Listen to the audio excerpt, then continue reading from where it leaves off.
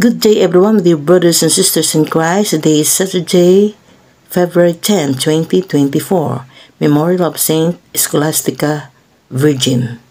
Welcome sa aking video. I am Nadale Mariano, CDS Philippines. Would like to share the gospel for today. Please don't forget to subscribe, like, and share sa aking video. Let us pray first to the Holy Spirit. Come, Holy Spirit, grant us the gift of fear of the Lord. And our gospel for today is according to St. Mark chapter 8 verses 1 to 10.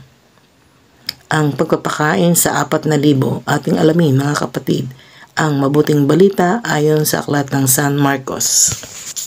Nang mga araw na iyon, muling nagkatipon ang napakaraming tao. Wala nang makain ng mga ito, kaya tinawag ni Jesus ang kanyang mga alagad at sinabi sa kanila, "Naaawa ako sa mga taong ito, sapagkat 3 araw na ngayong kasama ko sila at wala na silang makain. Kung pauuwing ko sila ng gutom, mahihilo sila sa daan. Malayo pa naman ang pinanggalingan ng ilan sa kanila. Ito po ay isang liblib na lugar. Saan po tayo kukuha ng pagkain para sa ganito karaming tao?" Tanong ng mga alagad.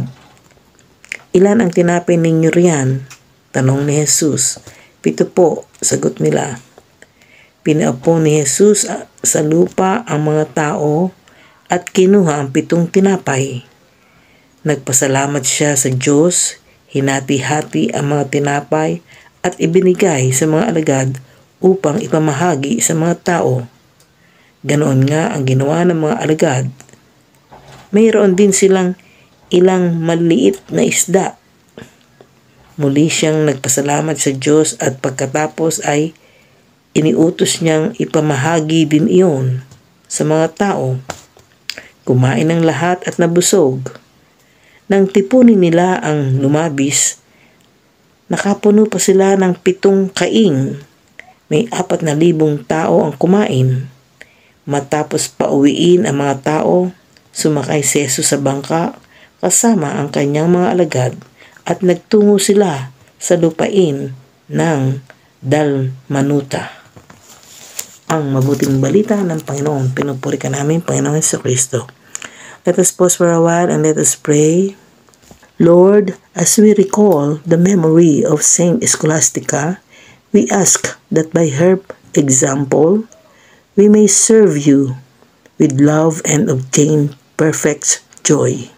Grant this through our Lord Jesus Christ, your Son, who lives and reigns with you and the Holy Spirit, one God forever and ever. Amen. God bless us all in the name of the Father, and of the Son, and of the Holy Spirit. Amen.